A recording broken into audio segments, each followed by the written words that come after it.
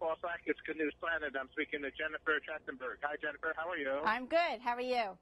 Okay, good, because I don't have a cold or I don't have the flu, and I'm feeling good, and I'm actually at an ASPCA benefit charity event, so things are good. How about you? How are you feeling? I'm feeling really good, but you know what? Parents may not know that kids do get 5 to 9 colds a year, and that's why, you know, chicken soup is a great remedy. It helps them feel better, hydrates them, but there are some gadgets to use at home, too, that can really help with comfort and make kids and family members feel better, too. Okay, well, I love this chicken soup concept.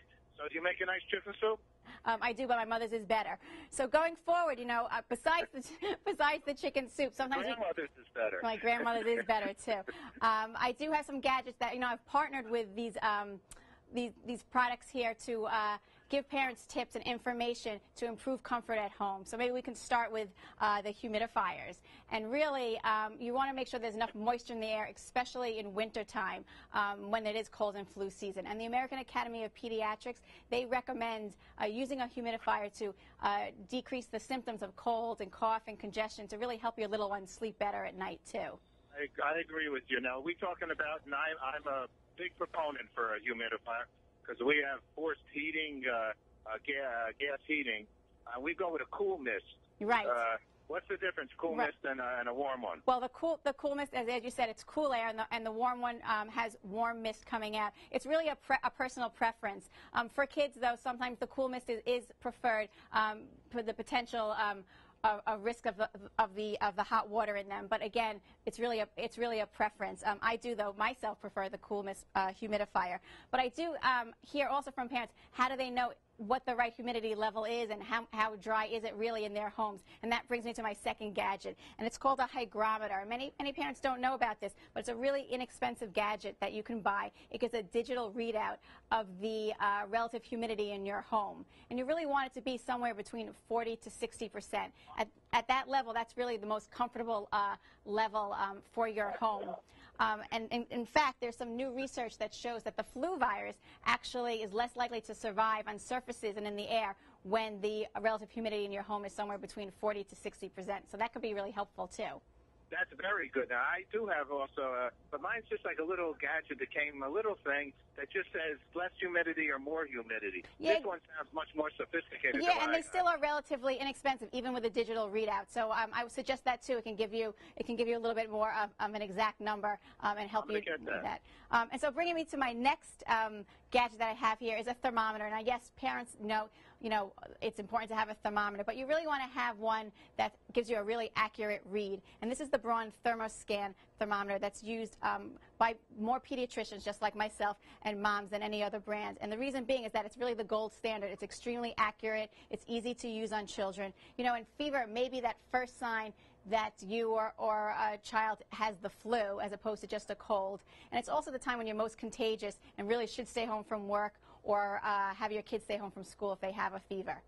When you use a thermometer like that, it's you know, there used to be rectal and oral. Does it matter where or what, or do they not do rectal anymore? Well, it depends. You certainly can do it, but again, there are other accurate measures to use now, especially this one that I'm showing here today. It's an ear thermometer, and it takes, you know, it's just 1 or 2 seconds in the ear. It's so easy when you have children, and you get a reading right away that's reliable and accurate. So, you know, that's, again, a great option, especially for children. Kids are so susceptible to ear problems, aren't they? Yeah, kids are more susceptible to ear infections because of cold and flu season. When they do get cold, they're more susceptible because of the flu to get ear infections, too. But, you know, in the wintertime, it's not just colds and flus that I see, but I also see kids not feeling well because of allergies. And it's not just, you know, people think of allergies as outdoor allergies, but there's indoor allergens as well, too. And that's why it's also good to have at home not just a humidifier, but an air purifier. And the one here today is the Honeywell 3-in-1 air purifier. It uses a HEPA filter that really helps to remove 99.9% of bacteria and mold. It helps to remove pet dander as well as household odors in your house too, really making the air cleaner and more comfortable also.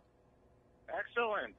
Jennifer, you're doing good. Well, thank you very much. Where do you practice? I practice here in Manhattan. I have a full-time practice. New York, New York. In New York, yes. Excellent. And any other things that you wanted to share with us at this moment?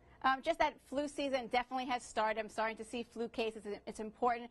I want to remind people to get their flu shot if they can to help prevent the flu and help to prevent the spread of flu. But if people want to have more tips on winter wellness and what to do in case they do get the cold and flu, they can go to my website, coldandflucentral.com, or visit us at Facebook, also coldandflucentral.com, to get some more tips.